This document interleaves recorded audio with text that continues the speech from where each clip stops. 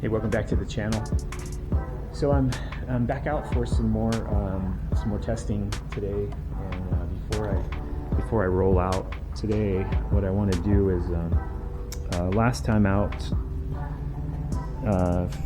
we rechecked the engine mounting bolts, and everything was good there. They did snug up just a little bit more, which I kind of expected, that they would kind of seat themselves to the wood, but it was very little. So but the important thing was just making sure that things were all good there. And so today, before I go out, I'm going to be testing. I'm going to check the tightening on the tail wheel assembly bolts on the inside, just where the spring mounts to the fuselage. I want to get a check on that. We've already gone through all of the rest of the tail and double checked all of those bolts. Those are all good and tight. And so what I'm doing is I'm just picking up a couple things each time, just double checking, triple checking, whatever it takes. And today I'm going to also just check the strut bolts, which I don't expect anything to change there, since the material is more stable and it's not shrinking and expanding like we have with wood. But the one thing I learned from someone about the wood is that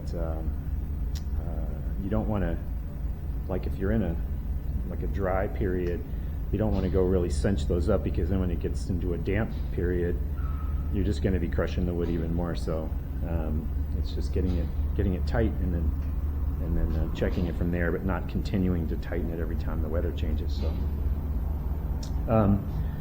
okay, so I'm going to get on that and check that out.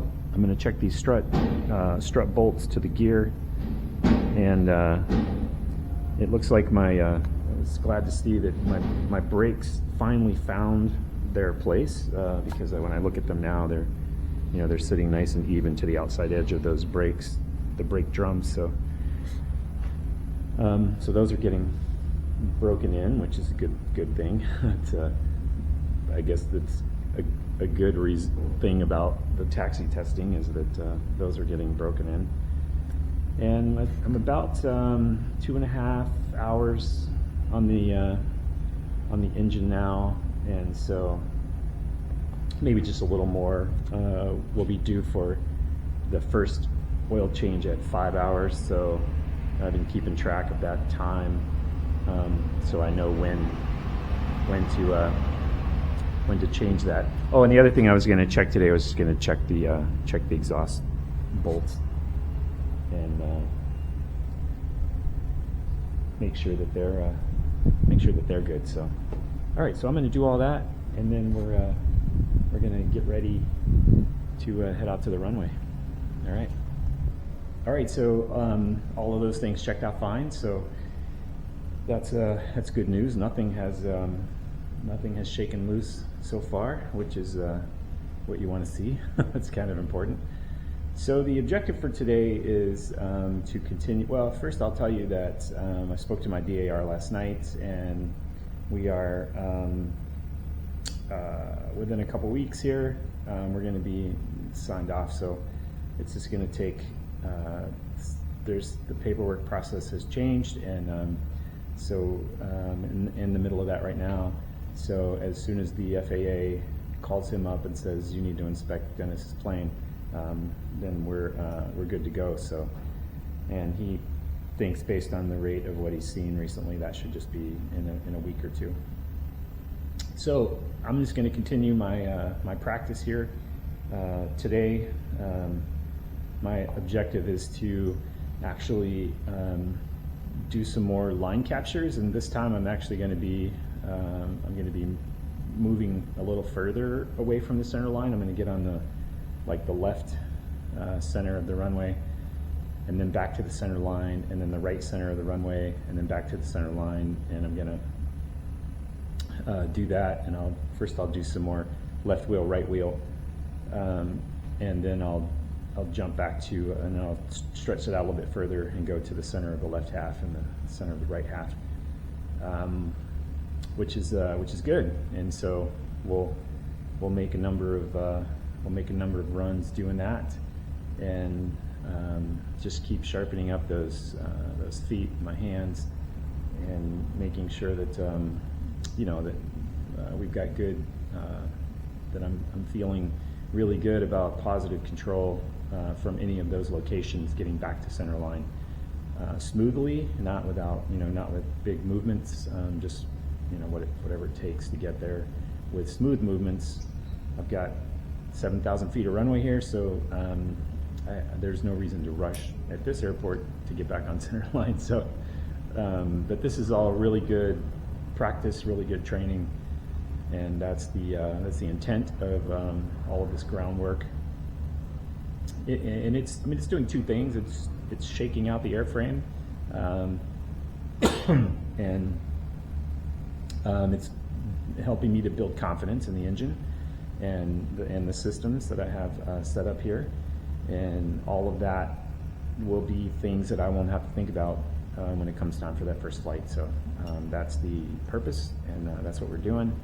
And you get to watch and follow along, and hopefully you're enjoying this, and it's not just like boring for you. But I really hope that this material will be useful for somebody who may be like me, a low time tailwheel pilot who has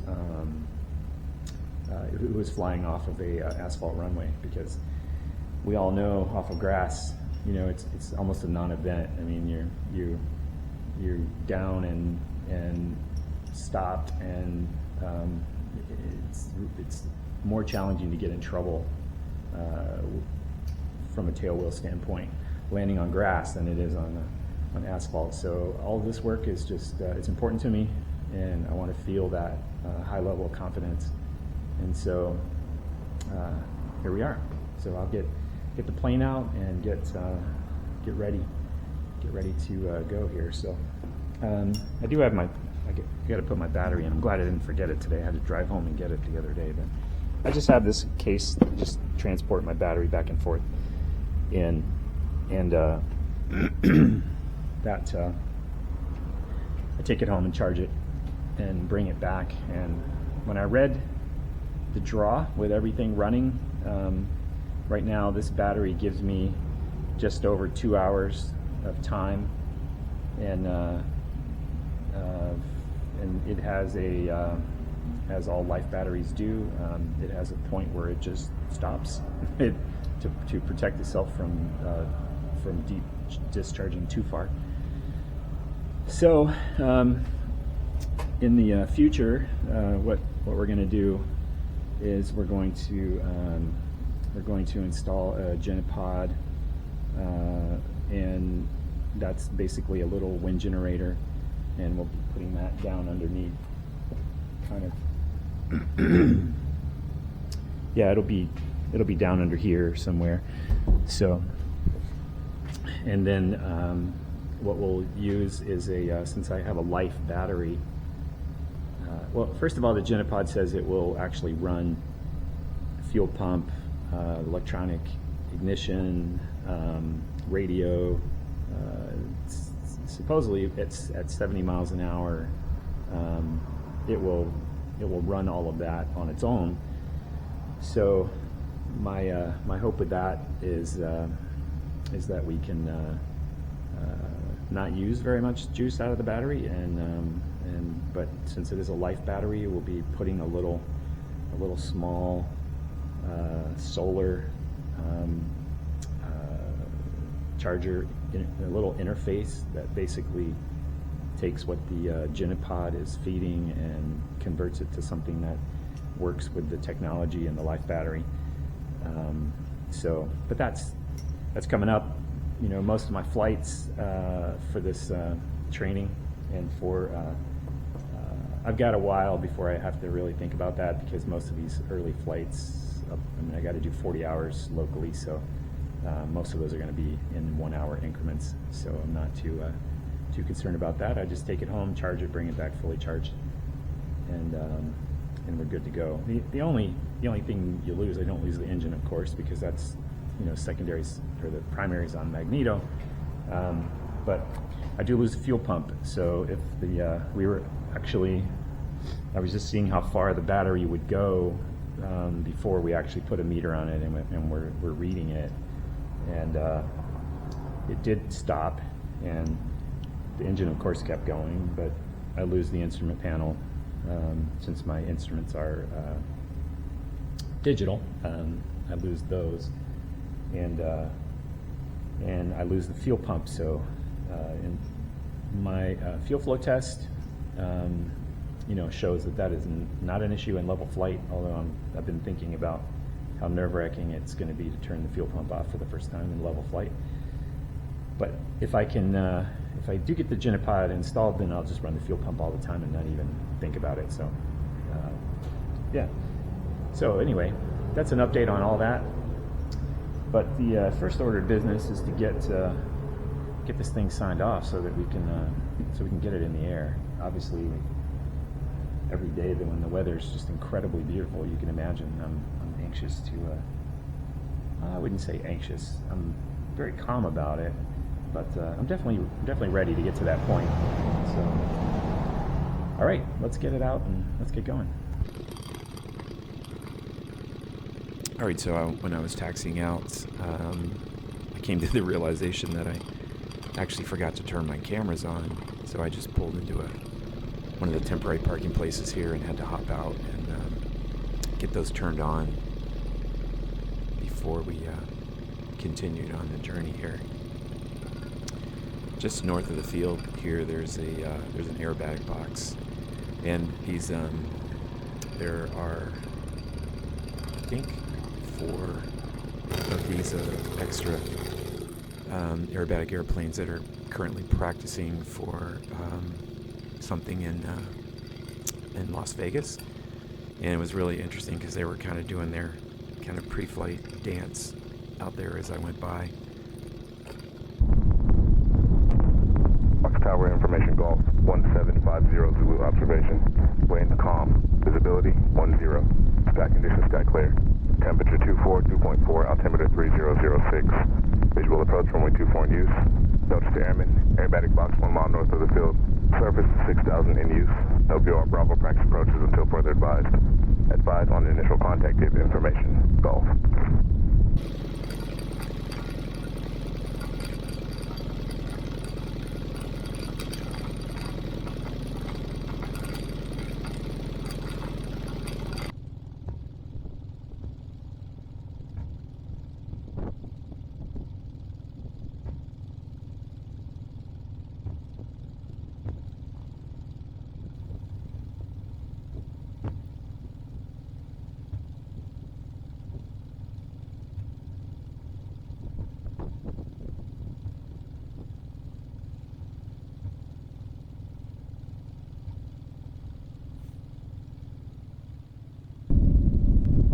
Experimental 364 Delta Tango is with you at Golf intersection with information Golf with exactly. Please can you verify the call sign form is November 3, Juliet Golf. 364 Delta Tango. Number 364 Delta Tango, Fox ground, thank you, runway 24, taxi via Alpha, Alpha 7. Taxi via Alpha, Alpha 7. Hold up, Tango.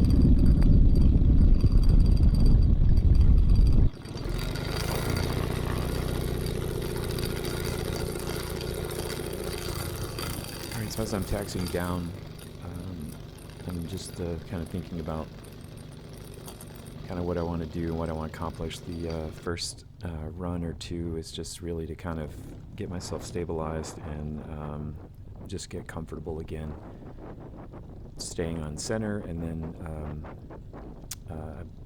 that was actually my original intent, and so we'll see how it goes once we get into that first run, depending on how things feel. There's this really cool sky crane off to the right. I don't know if you saw it there, but that was quite the helicopter.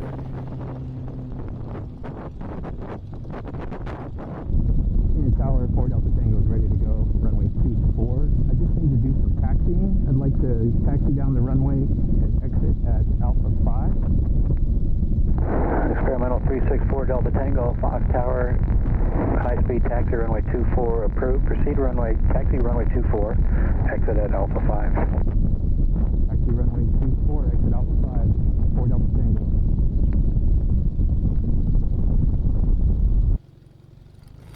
All right, so here we go. We've been cleared onto the runway and just gave it a few, waited just a little bit longer just to make sure that the air had calmed down after that twin took off. So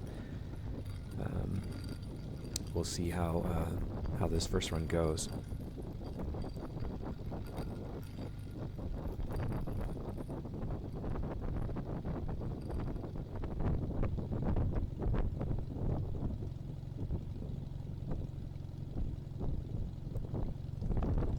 One thing I noticed about the runway is this is the 24 is kind of the primary runway.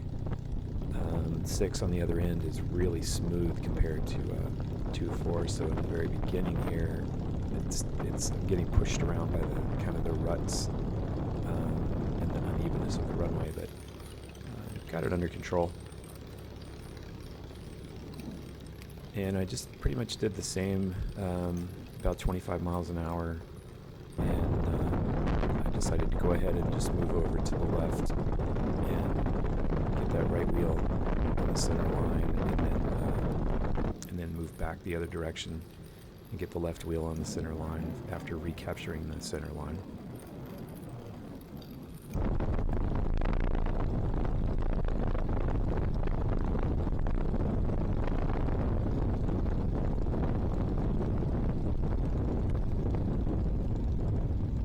And so this one went pretty good. I do think next time out, I'm going to give myself one more intersection. I know it'll be a longer taxi back, but I'd like to have just a little more time before I have to slow down for this first turn off here.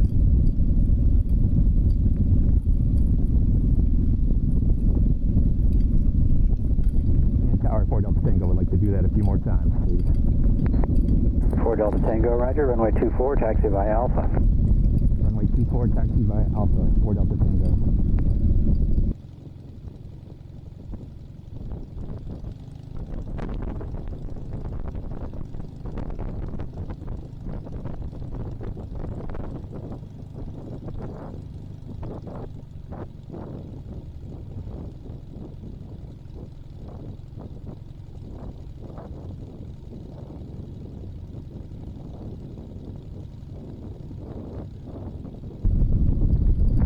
Aircraft, data information hotels now current. Altimeter 3004, wind calm. Tower 4 Delta Tango is ready to go. Runway 24 for taxi.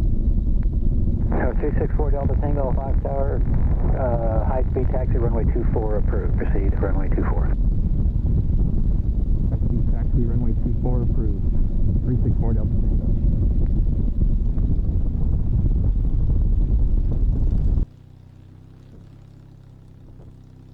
All right, so we've been cleared for my second pass, and this time my original intent was to move a little further off, but then at the last minute I actually decided that what I'm going to do is try just a little more airspeed. So this time I actually got up to 30 miles an hour, still staying just under my my stall speed. So I'm working really hard not to actually accidentally take flight here. So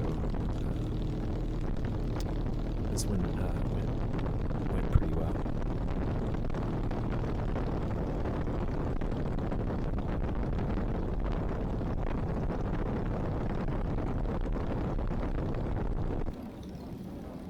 When I zoomed in close on this section here, the tail was basically just moving between, kind of bouncing off the ground, on the ground. It was kind of going back and forth. But you can see what I mean by this. The slowdown is happening just a little bit too quickly. So, but that one more intersection is actually going to help a lot on the next one, because I can actually extend that time at 30 miles an hour and push the stick a little further forward so I can get a really positive tail off the ground attitude. So I'm getting, which I believe shouldn't be a problem at 30, but we'll find out. That's what we're trying to discover here. So.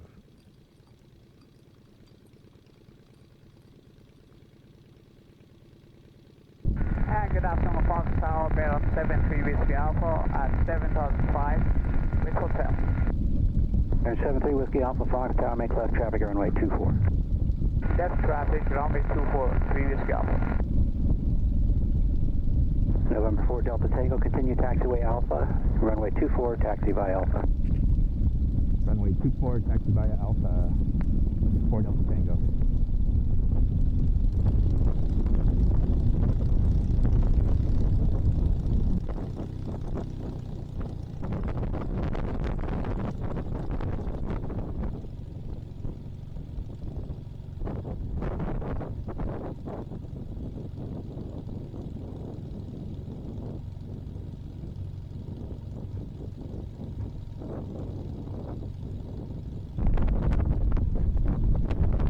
Cherokee 7294 Whiskey Fox Tower, runway 24, clear for takeoff. Say again, direction of departure?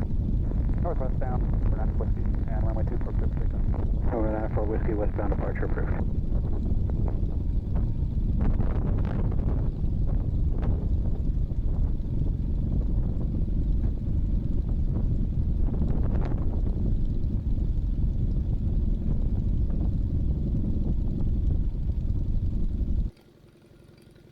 And I'm just hanging back. I'm just hanging back a little bit, letting his prop wash clear a little bit before I scoot in there. Don't want any surprises.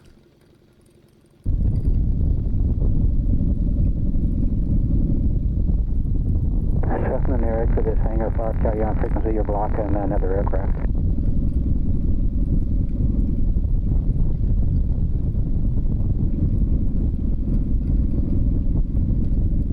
Whiskey Alpha, runway 24, cleared to land.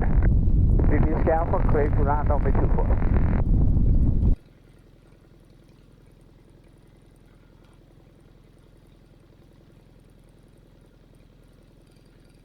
So I'm searching for this traffic because I want to know what it is. I'm at the hold line, and there are some firefighting kind of I don't know if they're like a 727 or something like that, and I'm trying to see what's coming in case if that's what it is. Then my intent was to ask permission to make a 180 and give myself some more room, but it actually turned out to be a turboprop, so I was okay there. Just wanted to make sure I gave myself enough time, but if it was a much bigger airplane, I was gonna scoot back a little, so as you can imagine.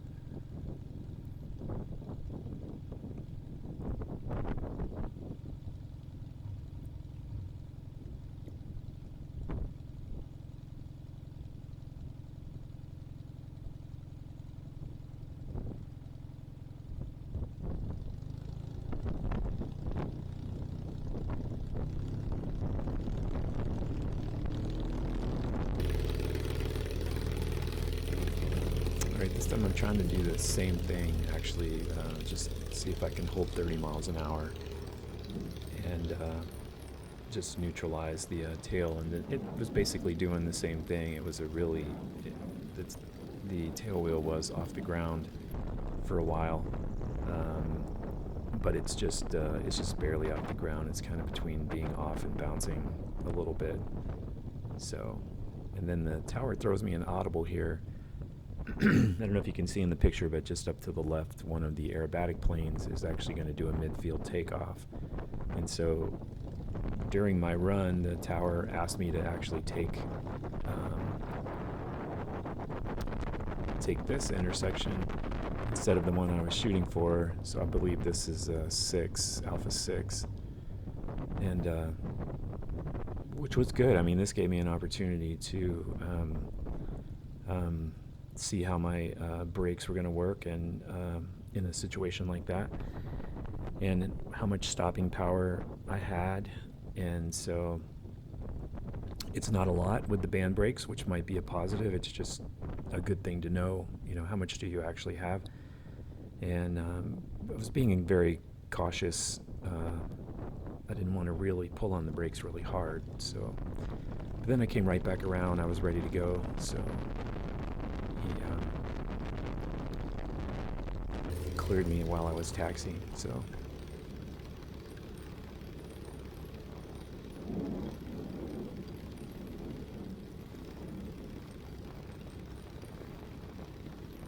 So after everything that was going on, I actually never did get to the next phase that I wanted to do, which I'll actually start with next time. But basically I was just doing the same thing, just kind of coming off the line and recapturing it. And then I decided after this one to just go ahead and taxi on in to parking. So I'm trying not to oversaturate myself.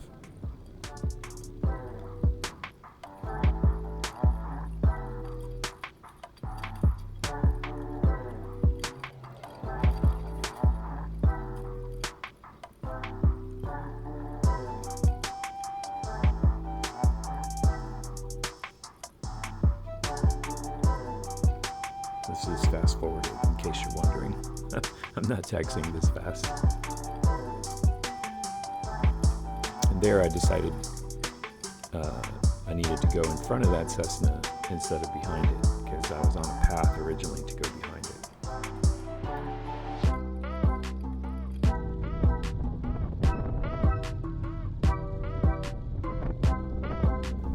Alright, so yeah, thanks for watching the video. More of this to come, and we're going to keep progressing, and hopefully in a week or so we'll have this inspection ready to go, and I'll catch you later.